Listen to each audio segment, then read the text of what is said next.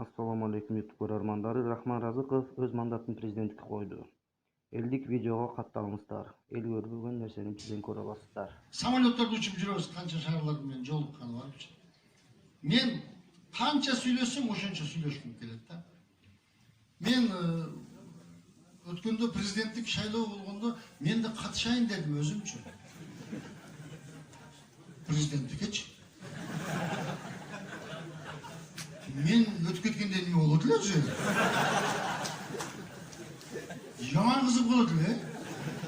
Мен президент болгон күнү эртеси күнү Абдулла Достумду Жалал-Абадка губернатор. Күмөндөр нарынга губернатор, Жамбыл Баткенге губернатор, президент барганда концерт ана жыргалыйсың. Болмок да. Десем бир баткенчи бар экен, ошо неге бизге Жамбыл болуш керек? Удул да. Koyun aşağı kudulumuzdu. 10 yıl ilgili bizge konser koyup bargan edi. Irım kıl bir balanın ozuğa tükürtken edek. Onga girgen bala süylü beyt adarsın.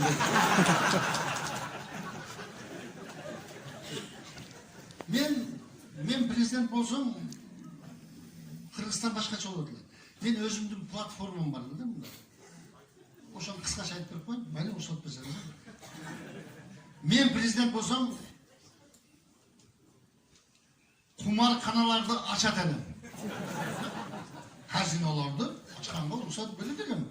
Sebebi kazino açam degen milyard akçası varlar açat da. Hiç zor adam açmaydı. İleri Amerika'da da uşundan şart tuzluk olganda kumar kanalı aç gerek olganda. Las Vegas degen bir çölge ruhsat berip olganda. Bugün Las Vegas dünyada tanımlı şehir bir eski rayı. Men de ruhsat beredilim, только Susamırga. Var kuruyor Susamırga. Bir yılın içinde büdjetten bir son akça getirmeyi Susamırga şehir kurup koşadılar. Men bolgonu Jogorku Kengeşte uçakı köşüne aparıp koydular. O şuradan başka hiç kim oynuyor da gazinonun çocuğu.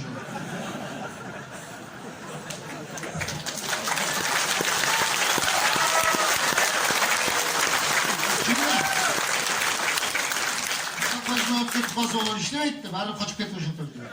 Şoğa barıp kurup koydular boldu. Şlagbaumdu kirip atkan jagına koydular. Susamırdan çıkıp atkan jagına koydular. Sebebi banditin bana öşet öldüler. Azırkta izlep жүрүп келек. Kaysi bandit gerek olsun şart kirip varlığı karmakçıga barıp. Kazınaga milyardtagan akça düşet ele. Oşo düşkön akçanın esebine men sizlerden aylığın vardı 25 bin dolar. Yok 26 bin dolar.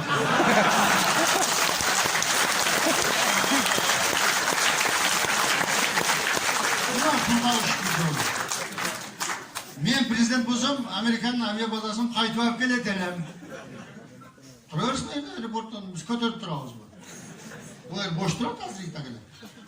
O koşup Angliyanlıktan keleten, Fransiyanlıktan, Japoniyanlıktan, Xitaylıktan barınıp kelip Batken'in talasına tizip koydu adam. Çekere meselesi çekildi.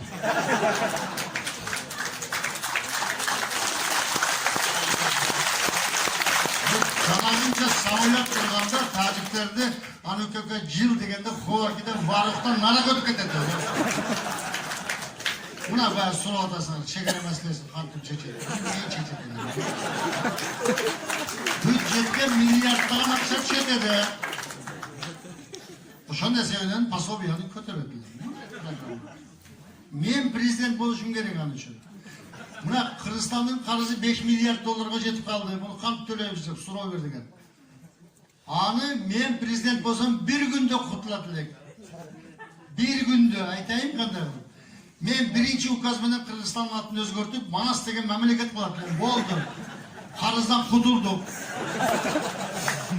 Pul vergende herkes aytabız da kimge verdin el abim? Dokumentim var mı? Kırgızstan'da, bize kanımız Kırgızstan'da.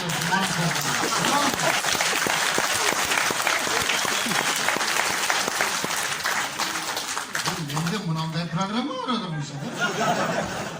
Onun için men prezident oluşum. Türmeler hazır tolup gitti.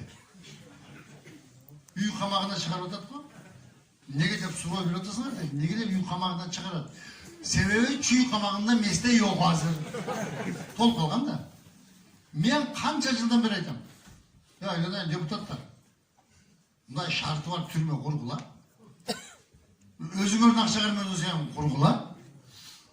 Атыңарды жазып койгула камеранын үстүгө бул меники деп. Башар камалбай калсаңар арендаға берип койсоң булуңарды чыгарып аласың.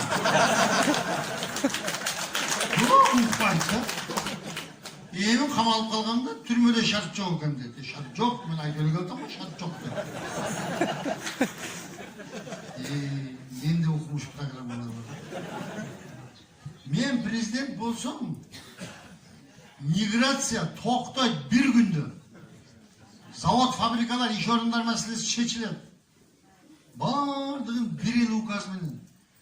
Мен президент болгон күнү мектепте окуу убактысын 40-класска чейин созотолом. Болду.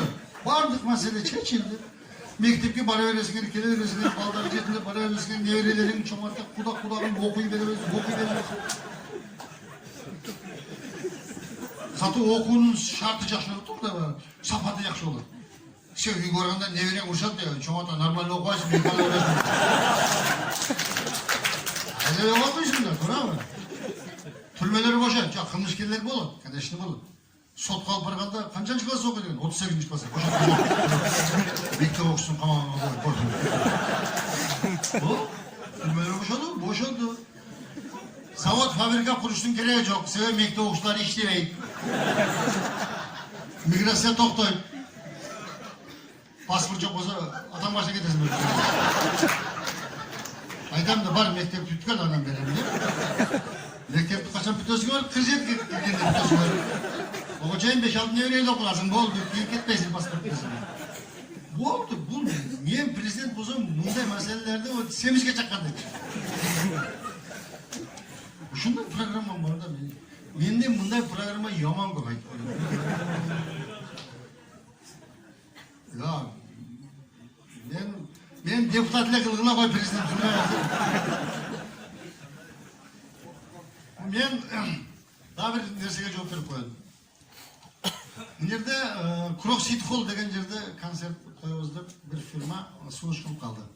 Мен ага макул болгонум себеби кыргыздар дагы башка улуттарга тең болуп ошондой чоң концерттик залда бир заманбап 5000 адам баткан жерде концерт койсок, ушу башка элдин астында бизде барбыз моундай деген болсун деген максат менен макул деп программаны жазып, бардык катышуучуларды камсыз кылып, билетти өзүм сатып алып, муну айтайынчы эми ушерде $2000 билет сатып алып, концерт уюштургандар өткөзө албай калды, ошо боюнча күйүп кетти.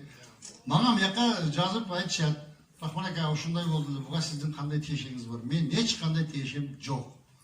Мен Кроксит Холл деген жанагындай бир группага кошуп койгон экен.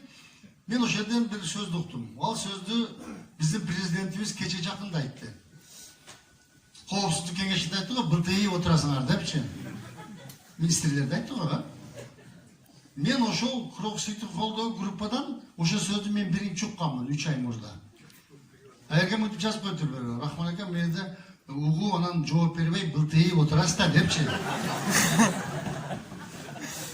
Мен актанып, ондой эле, мындай эле деп бирөөгө жооп берип айтышпайм. Эч жерде мен ондой комментарий бербейм. Азыр силерге бердим. Мен даже мындай деп айттым. Туура, билет сатып алышып, кыйналып, ар кандай ыңгайсыздыктар болуп калды. Эми буга мындай кылгыла дедим уюштуруучулар. Бир залды алууга да арендасын төлөгөнү эч кандай гонорары жок эле, мен ошол артисттердин бардыгын алып келип туруп концерт коюп берейин дедим. Ушундай кылып болсо дагы мен өзүмдүн астымдан немени алып коеюн. Келип кетелик, залды тапкыла да киргизгиле дедим. Туура эле айтып турмунбу? Ошону качан бүттү деген күнү келип ошо концертти коюп берем. Болду? Эми шайлоо боюнча. Шайлоо келет. Жакындап